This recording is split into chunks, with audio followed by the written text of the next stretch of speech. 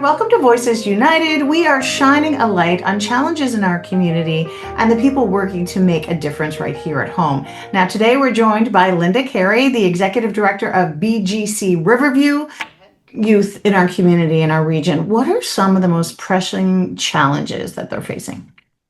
I think it's really fair to say that since the pandemic, we've seen a pivot in what it is that are challenging our youth, some of the things that are happening. It's much more serious. It's really much more challenging for young people and very young people. We're seeing kids who are struggling with some of these issues as young as 9 and 10 years old. So I'm talking mostly about kids who are struggling through the big challenge of food insecurity. It is a huge thing because food is survival.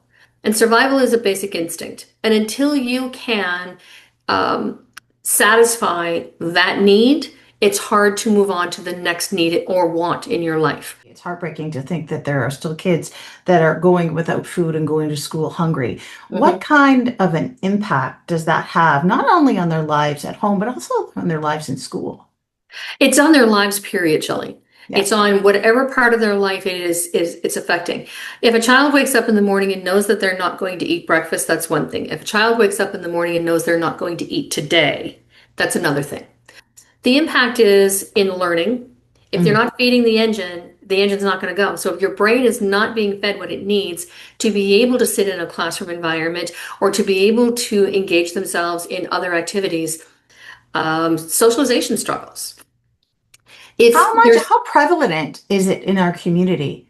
Well, I'll tell you, just in 2023, not too long ago, there was a national study done a survey done of youth across this country, broken down by province, under the ages of 18. These children were asked if they were struggling with food insecurity or poverty. The province of New Brunswick rated the highest at 39.6%. That's 4 out of 10 children are struggling with whether or not they're going to eat. So what have you been able to do at BGC Riverview to address that need in the community? Right now we're working on 3 separate food programs that we want to be able to offer into this new school year. Our well-known breakfast program that we're either supporting or delivering in 3 schools here in town. We're seeing numbers continuing to grow. Now with the new plan with the province of New Brunswick that they're making it available that all of the schools will be able to provide a free breakfast, it's just allowing more children to take part. The stigma behind poverty is now removed, so we are seeing more children being able to take part.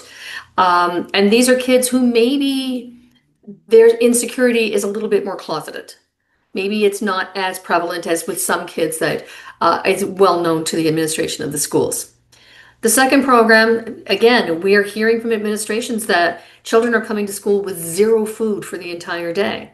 So we have formed a program, and with the help of a local company that does fresh to frozen, individually made meals, we are buying these and storing them in the freezer in our hub, the Great Drop-In program at the Riverview Middle School. Kids just need to sign in, come down, they can grab a lunch out of the freezer, nuke it, and sit with friends and enjoy a hot meal to get them through the second half of their day. No cost to the kids.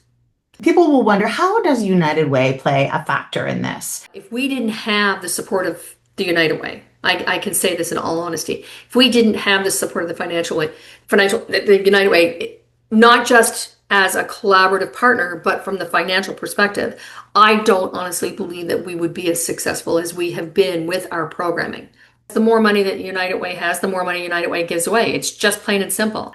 I know, and I feel you when you say that times are tough. We're all dealing with inflation. Every single person is dealing with inflation.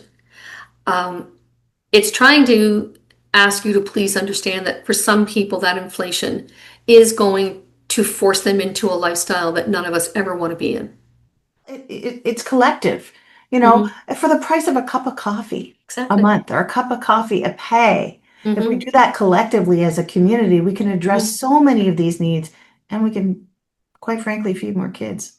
Give if you can and help these kids out. And thank you for all that you do in the community. This partnership has been absolutely fabulous. Well, I appreciate that very much. Thanks so much for having me here.